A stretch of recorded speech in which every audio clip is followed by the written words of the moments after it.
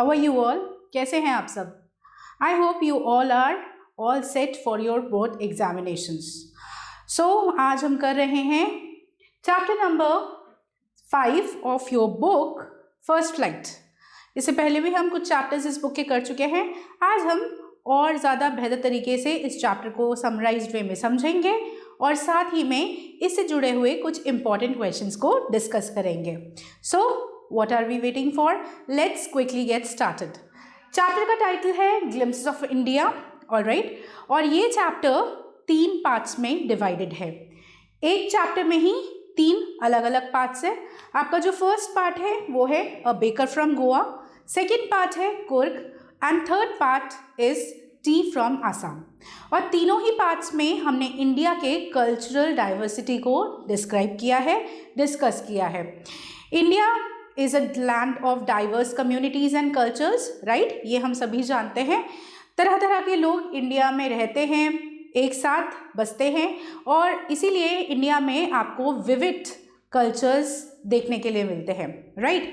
तो जो different authors हैं उन लोगों ने इन सारी जगहों की स्पेशलिटीज़, इन सब जगहों की हिस्ट्री, वहाँ का लैंग्वेज, वहाँ का कल्चर इस चैप्टर में डिस्कस किया है। जल्दी से क्विकली हम तीनों पार्ट्स को थोड़ा सा याद कर लेते हैं कि हमने क्लास में क्या पढ़ा था, right. See a baker from Goa, सबसे पहला पार्ट जो है ये गोवन कल्चर को डिस्क्राइब कर रहा है। गोवा जिस पे पोर्चुगीज़ इन्फ्लुएंस काफ़ी ज़्यादा देखने के लिए मिलता है, क्योंकि एक दौर के दौरान यहाँ पे पोर्चुगीज़ नेटिव्स और रेसिडेंट्स का रहना था। जो पोर्चुगीज़ लोग इंडिया में ट्रेड करने के लिए आए थे उनमें से कई लोग इसी जगह पे आकर सेटल हुए। जाहिर सी बात है जब वो यहाँ आकर सेटल हुए तो अपने साथ अपना कल्चर, फूड, ये सब लेके आए। और ये जो ब्रेड हम आमतौर पे खाते हैं आजकल, ये ब्रेड बेसिकली या जो बेकिंग की पद्धति है उसको हम कह सकते हैं कि वो पोर्चुगीज़ कल्चर का एक तरह से हमें गिफ्ट है। वहाँ के जो लोग यहीं पे सेटल हो गए, उन्होंने आगे पीढ़ी दर पीढ़ी जनरेशन्स को अपनी इस रिच कल्चर को प्रोवाइड किया और उन लोगों ने अपने इस कल्चर को आगे बढ़ाया, जिसकी वजह से वहाँ पे बेकरी कल्चर बहुत ज़्यादा प्रीडोमिनेंट है। अगर आप गोवा की गलियों में जाएंगे, स्पेशली ओल्ड गोवा की गलियों में, तो आज भी आपको पुराने बेकर्स या पुरानी बेकिंग इंडस्ट्री बहुत ही ईजीली देखने के लिए मिलेगी, ऑलराइट। तो ये जो फर्स्ट पार्ट है इसमें एक बेकर ने अपनी फैमिली और साथ ही में इस बेकिंग इंडस्ट्री के बारे में बहुत खूबसूरती से बताया है कि किस तरह से जो है ये बेकिंग का ट्रेडिशन उनकी फैमिली का, उनके लाइफ का एक अंग है जिसको हम सेपरेट नहीं कर सकते। It is an inseparable part of their culture, their community and their family. और किस तरह से ये उनकी लाइफ का एक ऐसा अंग बन चुका है जिससे उनकी पहचान कहीं ना कहीं निर्धारित हो सकती है, यानी कि इस कल्चर से उनको भी पहचाना जाता है।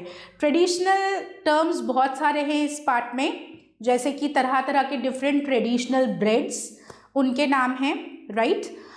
उन ब्रेड्स को किन किन ओकेजन्स पे बेक किया जाता है, कैसे उन ब्रेड्स को यूज़ किया जाता है। साथ ही में एक बेकर, जिसे पैडर भी कहा जाता था जैक फ्रूट लाइक स्ट्रक्चर के लिए, साथ ही में एक बेकर जिसको आमतौर पे गोवा में पैडर के नाम से जाना जाता है।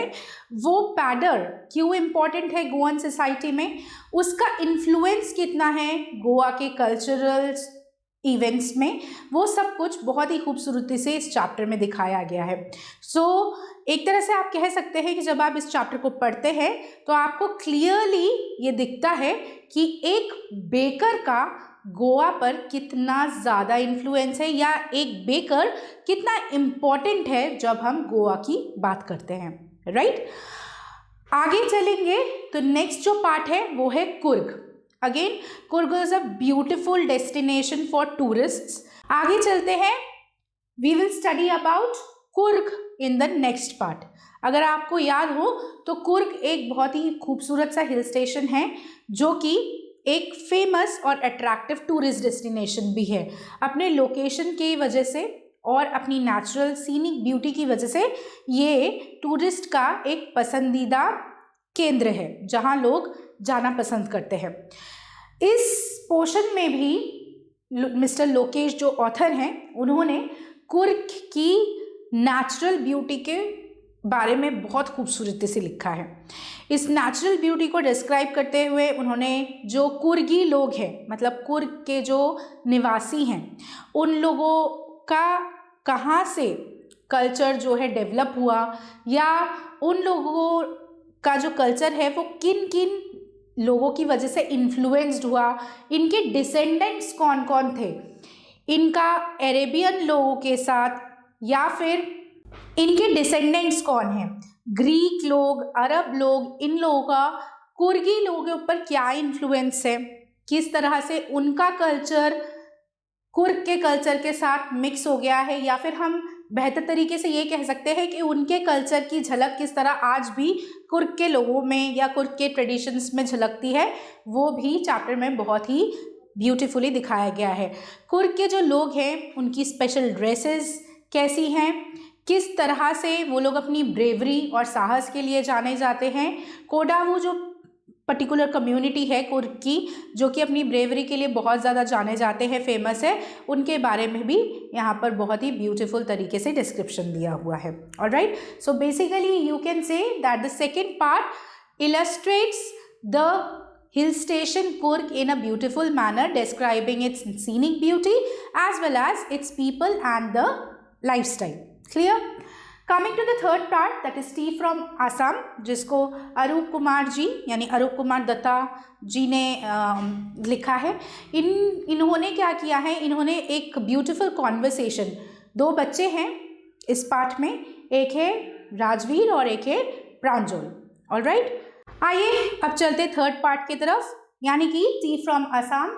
ये लिखा है अरूप कुमार दत्ता ने, and he has described a beautiful relationship between two children, Pranjal and Rajvir, जो क्लासमेट्स हैं।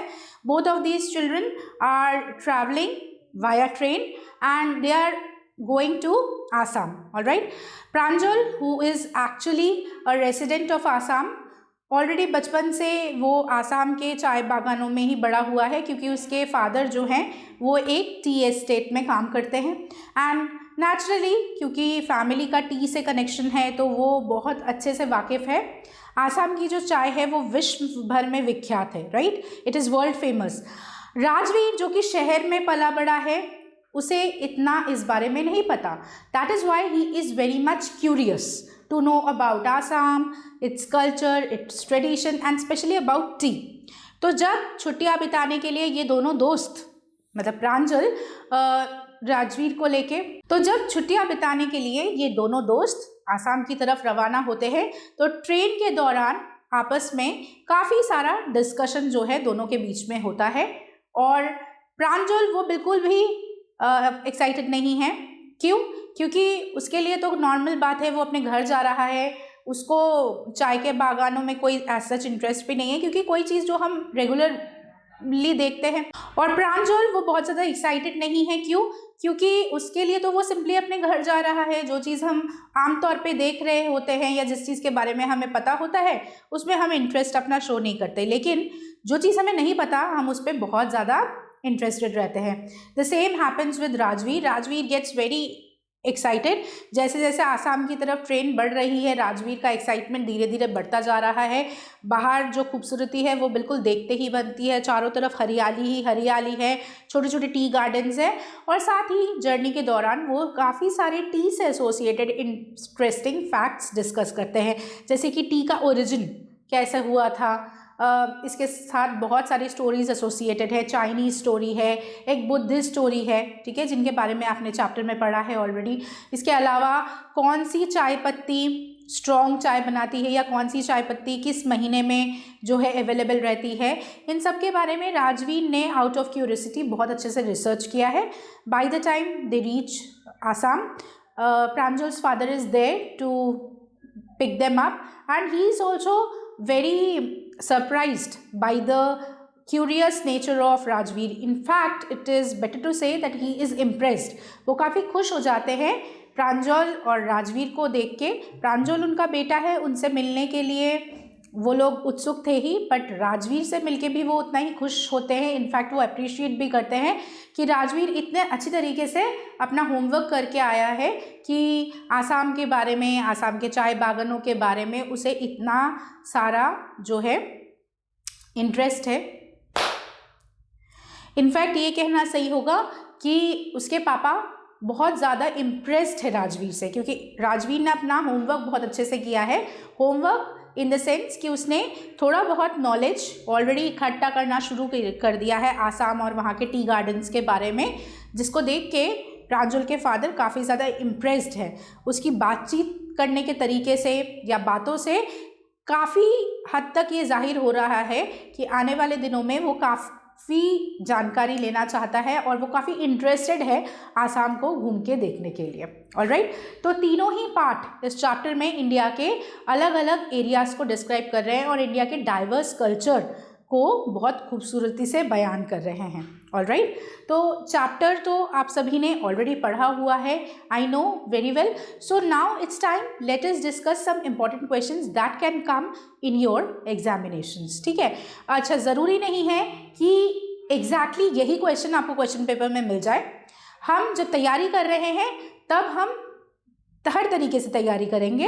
क्वेश्चन किसी भी फॉर्म में आ सकता है, क्वेश्चन का लैंग्वेज थोड़ा सा ट्विस्टेड हो सकता है, बट आपका काम क्या है कि आपको क्वेश्चन को अच्छे से रीड करना है और रीड करने के बाद समझना है कि क्या पूछा गया है, एंड जो भी आपने क्लासेस के दौरान पढ़ाई की है उसके बेसिस पे आपको आंसर करना है। ऑलराइट, और सही तरीके से आंसर करने के लिए ये बहुत ज़रूरी है कि आपकी प्रिपरेशन बिल्कुल 100% होनी चाहिए। आपको चैप्टर बहुत अच्छे से लर्न होना चाहिए। अब चैप्टर लर्न करने से मेरा मतलब ये नहीं है आप चैप्टर को रट्टा मारना शुरू कर दें।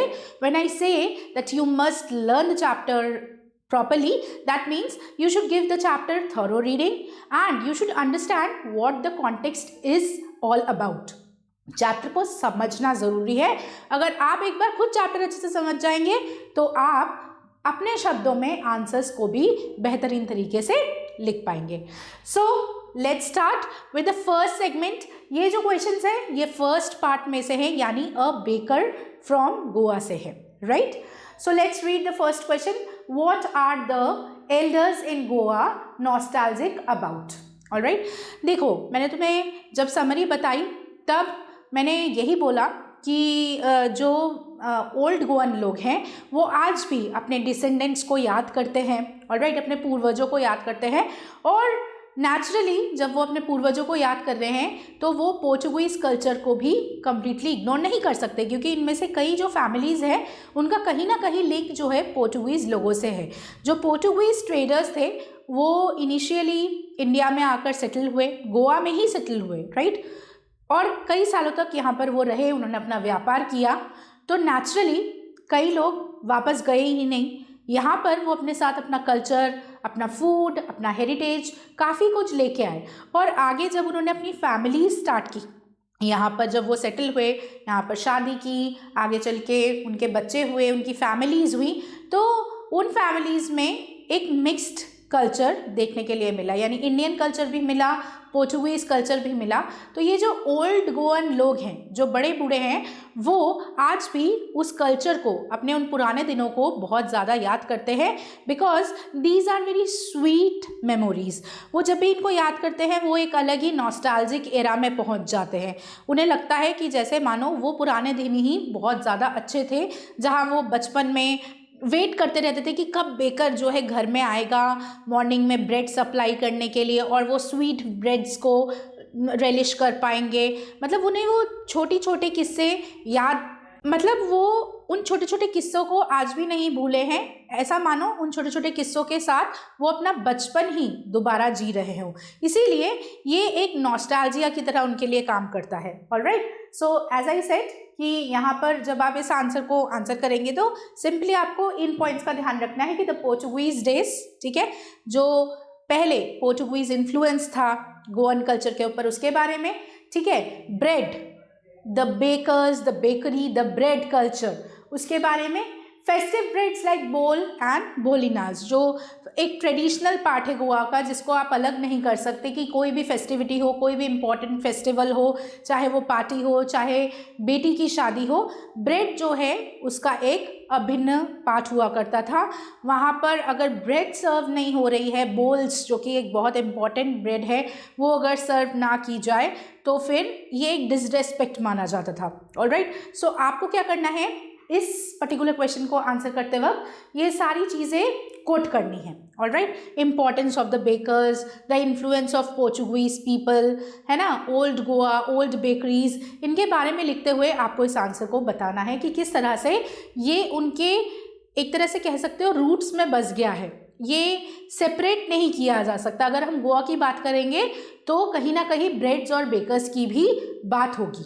Right, now next question is, who is a padder and what was his role in Goan society? A very very important question. कई बार क्वेश्चन ऐसे भी आ जाता है कि what was the name of a baker in old Goan days, ठीक है, या what was a baker called in the old days, ठीक है। so the answer is padder only. padder जो है बेसिकली वो बेकर को ही बोला जाता था। जो बेकर्स होते थे गोवन सोसाइटी में, वो लोग काफ़ी एक तरह से कह सकते हो इन्फ्लुएंशियल लोग थे, ठीक है, उनकी बहुत इंपॉर्टेंस थी सोसाइटी में, क्योंकि ब्रेड का कल्चर बहुत ज़्यादा था, ब्रेड का यूज़ बहुत ज़्यादा था, ठीक है, मतलब फूड जो उनका खाना पीना है उसमें ब्रेड इतना ज़्यादा यूज़ किया जाता है कि बेकर को आप सेपरेट ही नहीं कर सकते, चाहे वो फेस्टिविटीज़ हो, चाहे वो मैरिज फंक्शन हो, चाहे वो डेली रूटीन का खाना पीना हो, ब्रेड किसी ना किसी फॉर्म में आपके खाने का एक हिस्सा है। और जो लोग इस ब्रेड को बेक कर रहे हैं, यानी जो बेकर हैं, वो भी इसीलिए सोसाइटी का एक बहुत इम्पॉर्टेंट हिस्सा माने जाते थे, ठीक है, और काफ़ी वेल्दी होते थे, काफ़ी रिच होते थे, ठीक है, उनकी फैमिलीज़ भी काफ़ी अच्छी और वेल सेटल्ड होती थी, और क्योंकि वो थोड़े हेल्दी बॉडी स्ट्रक्चर को फॉलो करते थे, तो जैक फ्रूट लाइक स्ट्रक्चर जिसको चैप्टर में बोला गया है, राइट, तो दैट इज़ वाई उनको जो है पैडर के नाम से जाना जाता था। ऑलराइट, तो बेसिकली पैडर और कोई नहीं है, पैडर बेसिकली नाम, स्पेशल नाम जो कि एक बेकर को दिया गया है। ऑलराइट, गोवा में what was his role in the Goan society, बहुत ज़्यादा रोल है, he was a very important and influential member in Goan society, ठीक है। वहाँ पर आपको बेसिकली बताना है कि किस तरीके से एक बेकर का सोसाइटी में डिफरेंट लोगों के साथ डिफरेंट रोल था। एक घर की गृहिणी के लिए वो एक सिंपली फूड सप्लायर है जो कि सुबह आकर ब्रेड सप्लाई करके जाता था। बच्चों के लिए पॉइंट ऑफ अट्रैक्शन था, क्योंकि जब वो आता था सुबह तो एक जिंग जैंग आवाज़ करता था अपने काट पे, जिसको सुन के जो है बच्चे अट्रैक्टेड रहते थे। बिना ब्रश किए वो यही वेट करते रहते थे कि कब बेकर आएगा, जो चारों तरफ घर में वो फ्रेशली बेक्ड ब्रेड की खुशबू जो है महकने लगेगी, और वो स्वीट जो ब्रेड्स हैं उनको वो लोग एंजॉय करेंगे। ऑलराइट, तो ये सारे पॉइंट्स आपको इस आंसर को लिखते वक्त बताना है। साथ ही में आप ये भी लिख सकते हैं कि किस तरह हर एक इवेंट या हर एक गैदरिंग, सोशल गैदरिंग की बात कर रही हूँ मैं, वो ब्रेड्स के बिना इनकम्प्लीट है। और जहाँ ब्रेड्स की बात आती है वहाँ हम बेकर्स को इग्नोर नहीं कर सकते, बेकर्स का काम बढ़ जाता है, तो नेचुरली बेकर्स एक बहुत ही ज़्यादा इम्पॉर्टेंट रोल प्ले करते थे सोसाइटी में। Just have a look, the baker जो कि मैं बता चुकी हूँ, पैडर मतलब baker, and he basically brought the bread daily, regular basis पे he use to come and supply. He was a significant figure, a friend to children. तो ये तीनों पॉइंट्स को आपको लिखना है एक्सप्लेन करते हुए। आप एग्जाम्पल्स कोट कर सकते हैं, ठीक है, कि किस तरह से वो मॉर्निंग में, अर्ली मॉर्निंग आवर्स में जो है फ्रेशली बेक्ड ब्रेड्स लेके घर घर सप्लाई करता था। सेकेंड पार्ट में आप इजीली लिख सकते हैं वो सिग्निफिकेंट फिगर था because without bread any social event was incomplete, and similarly he was a friend to children. Children जो है एक बेकर का बेसब्री से इंतजार करते थे ताकि वो स्वीट बैगल्स को एंजॉय कर सके। Clear? Coming to the next, that is third question, how did the bakers profession change over time? See, nothing is permanent, कुछ भी ऐसा नहीं है जो हमेशा के लिए एक जैसा रहेगा। Change is something that is quite natural to occur, उसको आप हटा नहीं सकते, बदलाव आएगा ही आएगा। इसी तरह से गोवा के जो बेकर्स हैं उनकी लाइफस्टाइल भी धीरे धीरे जैसे जैसे समय बीतता गया वो बदलता चला गया, राइट। तो यहाँ पर हमें यही लिखना है कि बेकर की लाइफ उसकी प्रोफेशन में कैसे कैसे चेंज हो गया, ठीक है। सो यहाँ पर क्या है, हमें एक तरह से कंपैरिजन शो करना है कि ओल्ड गोवा में बेकर्स का कितना ज़्यादा इन्फ्लुएंस था और आज का अगर हम प्रेजेंट टाइम देखें तो आज कितना इन्फ्लुएंस है, ठीक है। अब आप सिर्फ गोवा के लोग ब्रेड्स पे ही डिपेंडेंट नहीं रहते, लोग और भी कल्चरल डाइवर्सिटी के साथ आज के समय में ओनली ब्रेड्स आर नॉट। तो जब आप इस आंसर को पर्टिकुलरली लिखेंगे तब आपको एक कॉन्ट्रास्ट शो करना है। कॉन्ट्रास्ट आप किस में शो करेंगे कि ओल्ड गोवा जो था उसमें बेकर्स का क्या रोल था, कितनी इंपॉर्टेंस थी, और आज प्रेजेंट टाइम में बेकर्स का क्या रोल है। ऑलराइट, वहाँ आपको बताना पड़ेगा कि ओल्ड गोवा में तो बेकर्स को हम लोग इग्नोर कर ही नहीं सकते थे, बेकर्स के बिना इमेजिन ही नहीं कर सकते हम सोसाइटी को। In fact bakers were the most important part of the society.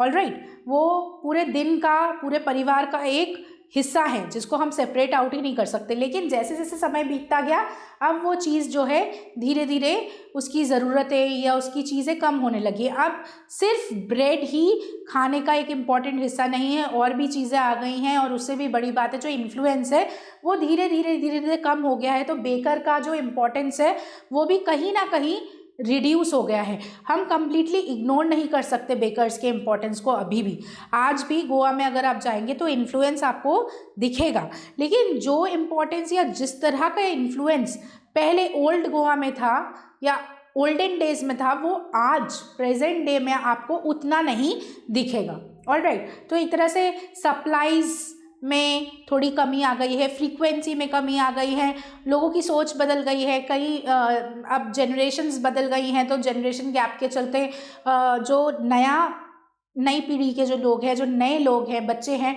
वो लोग शायद अपने ट्रेडिशनल बेकिंग प्रोफेशन को नहीं पसंद कर रहे हैं, या फिर शायद वो कुछ और करना चाह रहे हैं, दूसरे शहरों में माइग्रेट हो गए हैं जॉब्स की वजह से।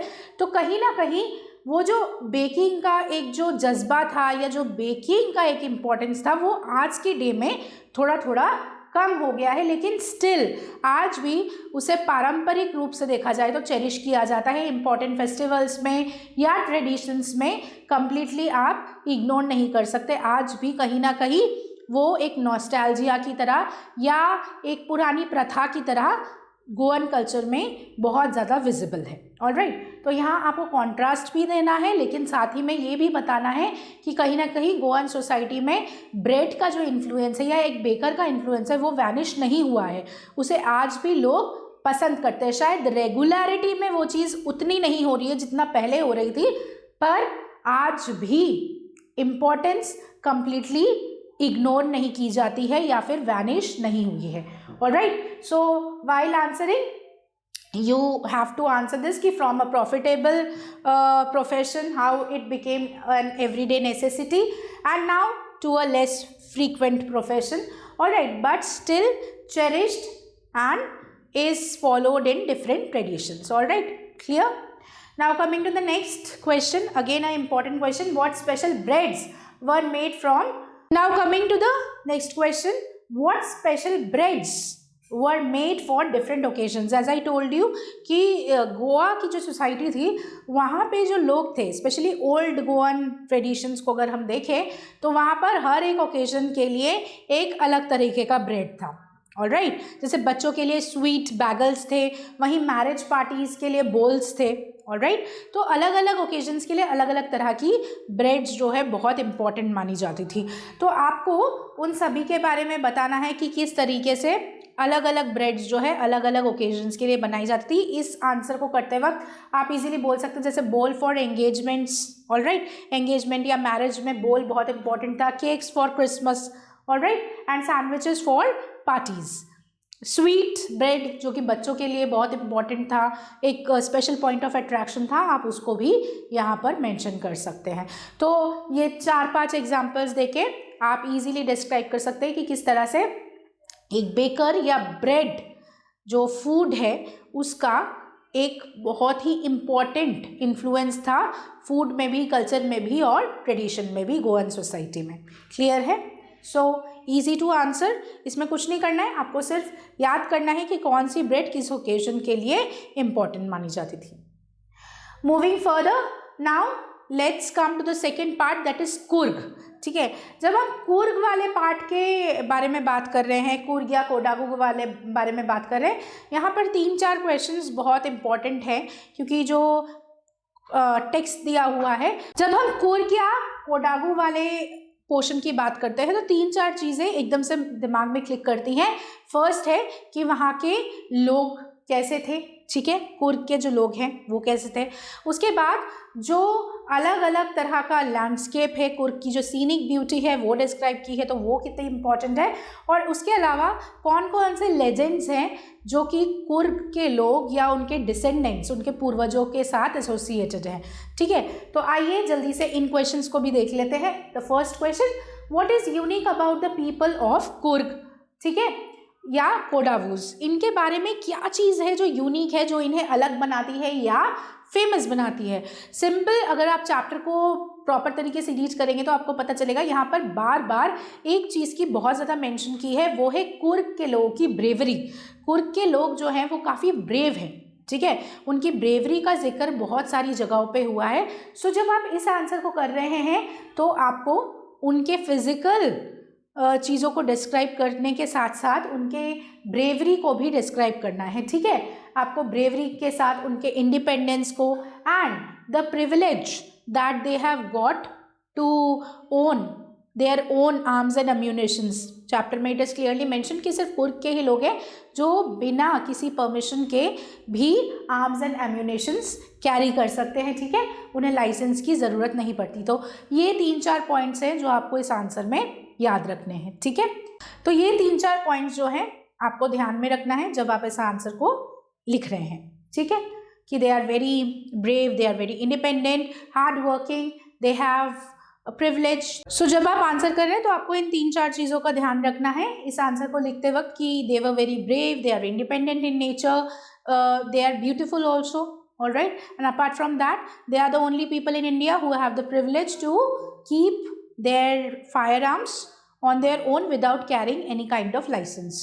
ठीक है, उनको ही सिर्फ ये परमिशन दी हुई है, राइट।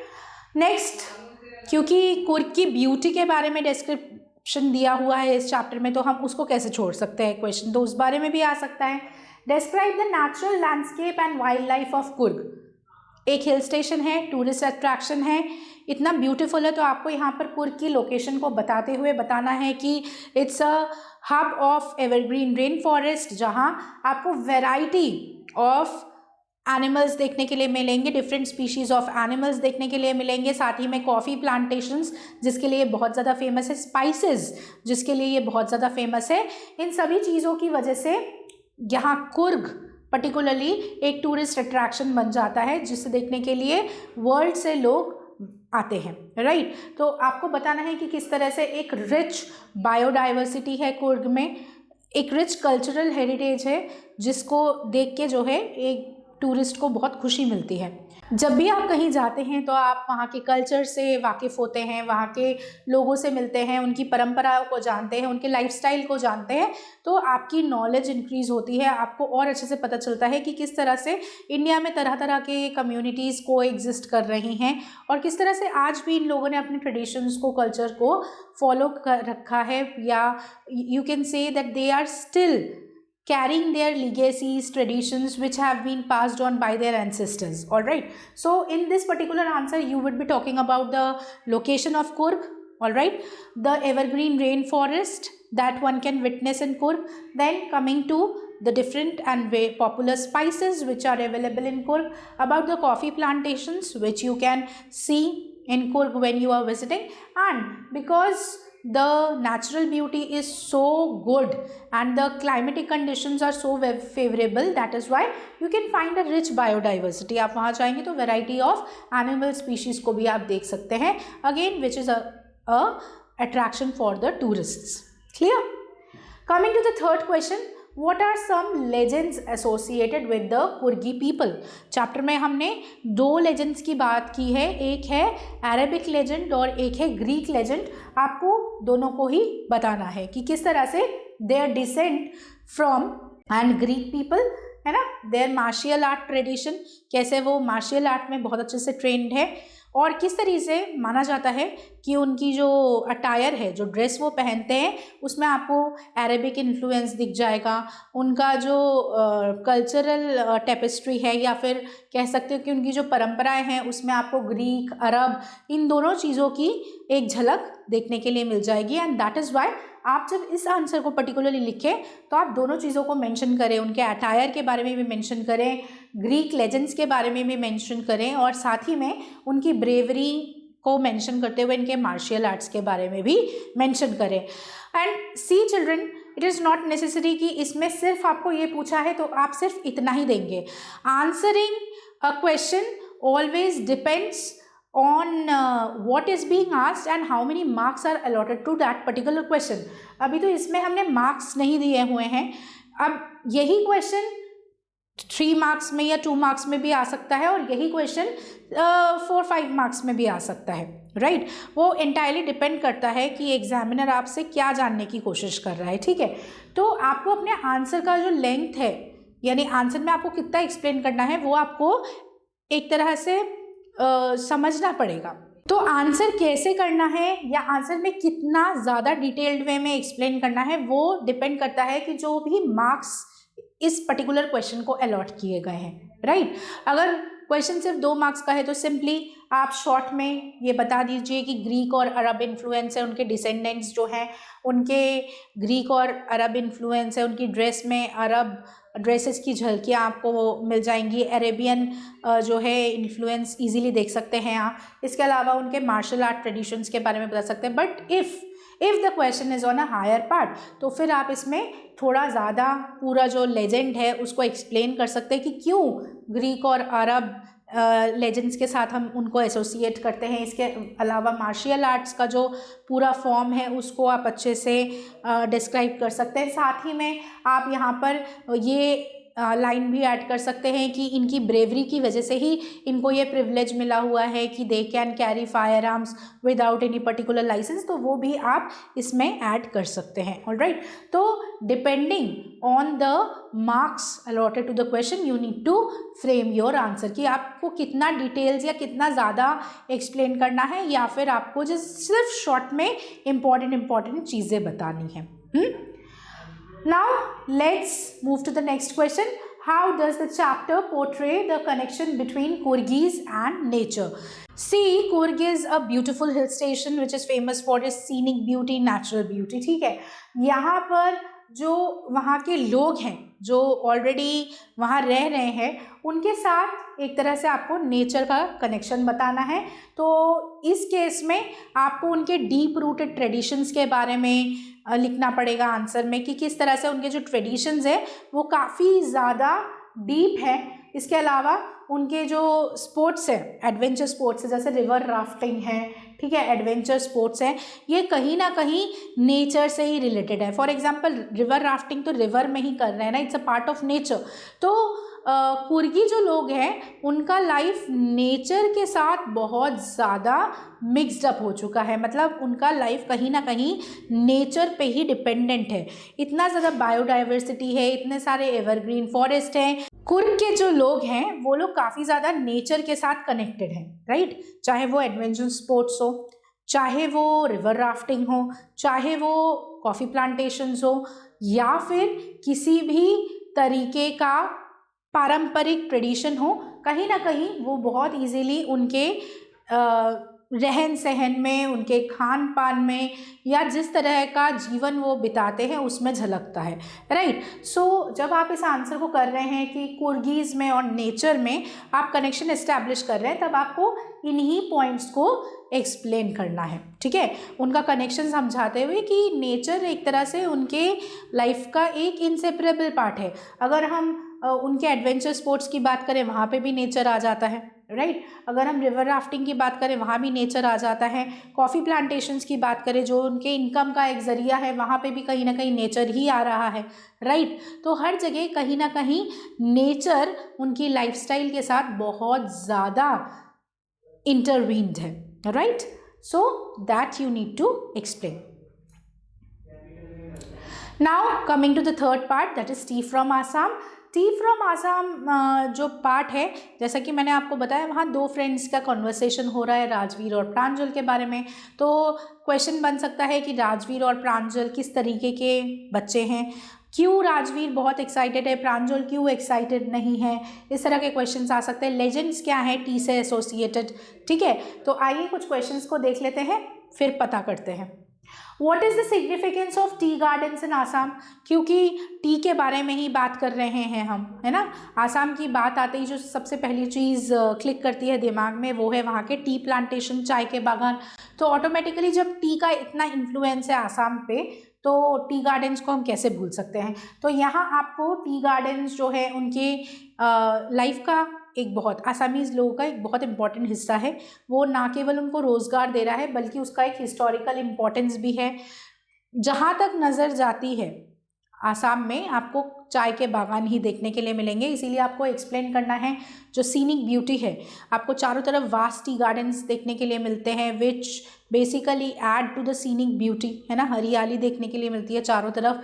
एंड उसके अलावा आपको जो है हिस्टोरिकल इम्पोर्टेंस भी बताना है कि किस तरह से चाय बहुत ज़्यादा आसाम के कल्चर को इन्फ्लुएंस करती है, सिर्फ ना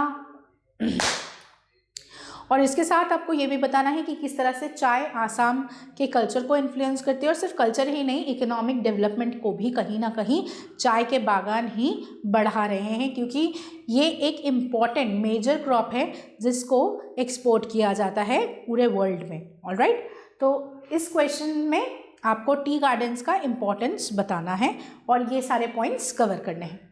नेक्स्ट क्वेश्चन में अगर हम जाएं, what legends are associated with the discovery of tea. See, मैंने आपको कहा ही था कि क्योंकि चैप्टर में ये मेंशन है तो इस बारे में भी पूछा जा सकता है, कि क्वाइट ऑब्वियस है।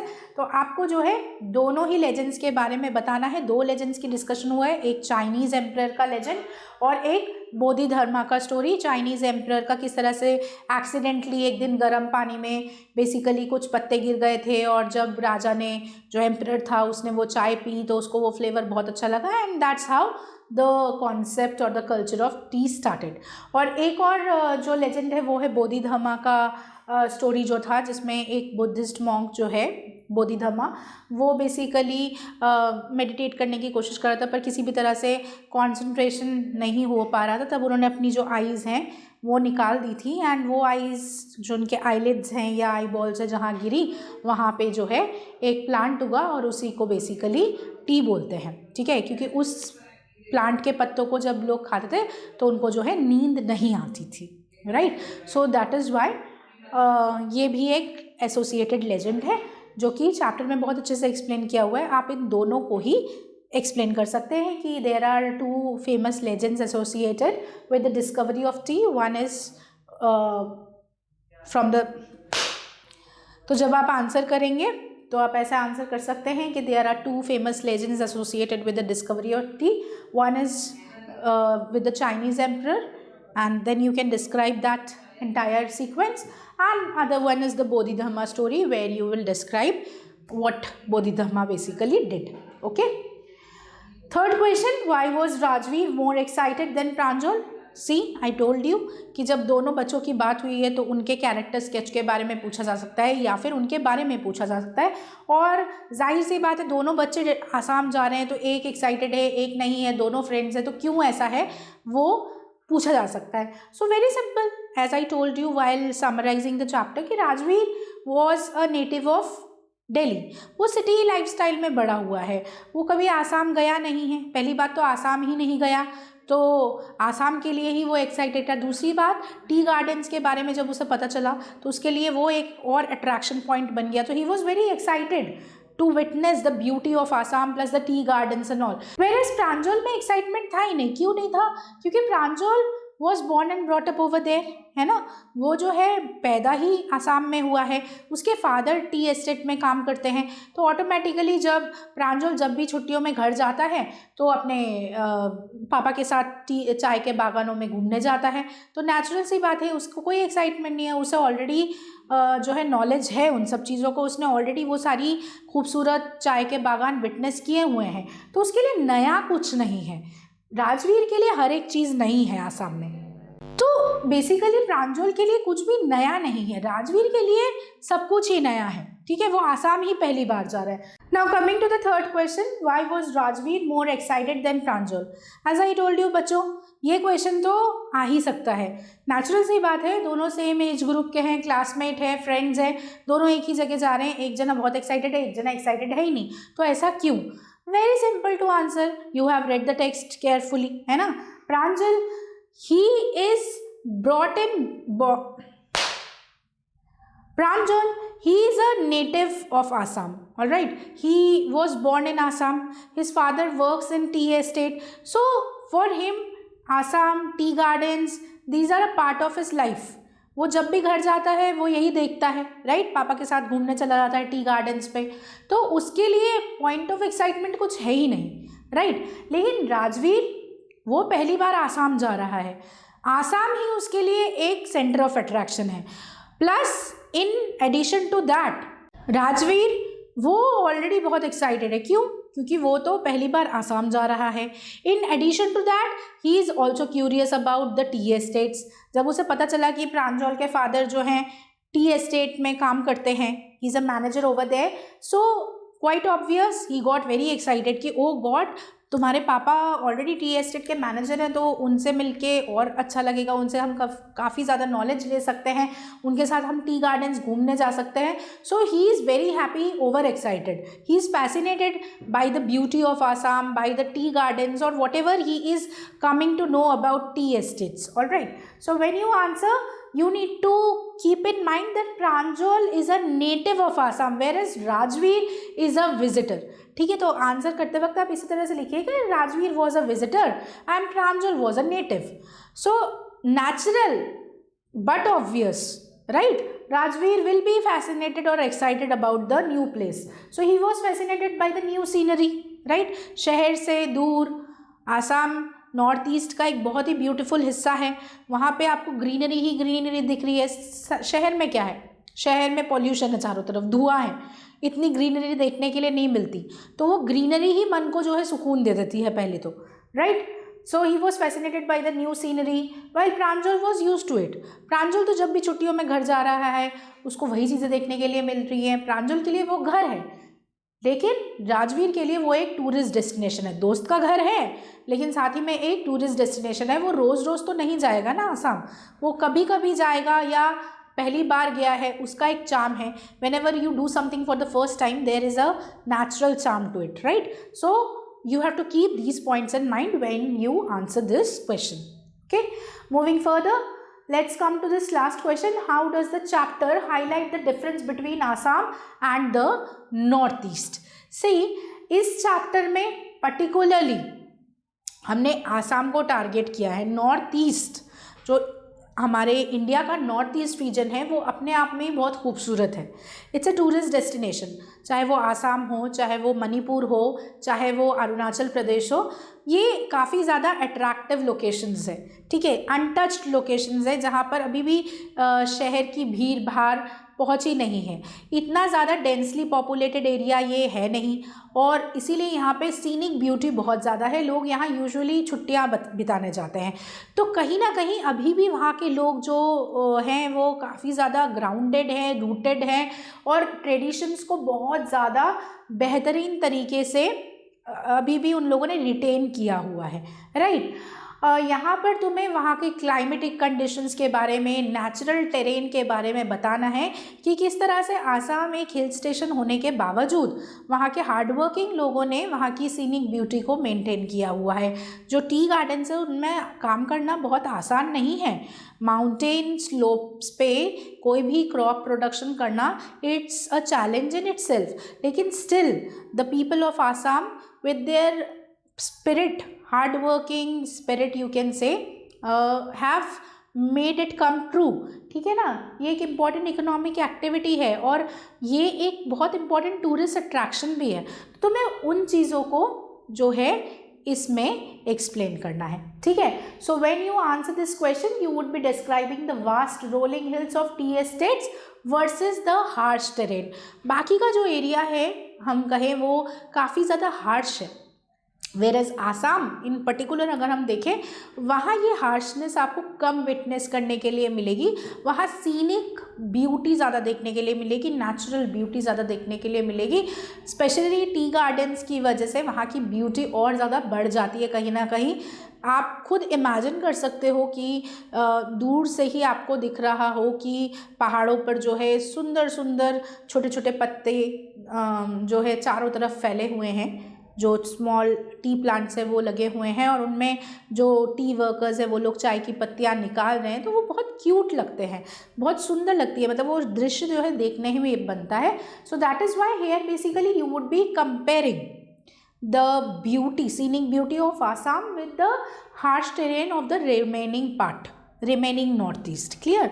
तो उसको आप जो है डिस्क्राइब कर सकते हैं और आसाम की ब्यूटी को थोड़ा और इम्पोर्टेंस देते हुए आपको इस आंसर को लिखना है। वहाँ क्योंकि यहाँ पे आसाम की ब्यूटी की बात की गई है तो आपको आसाम की ब्यूटी को थोड़ा सा और ज़्यादा बेहतर तरीके से डिस्क्राइब करते हुए उसे हाईलाइट करना है।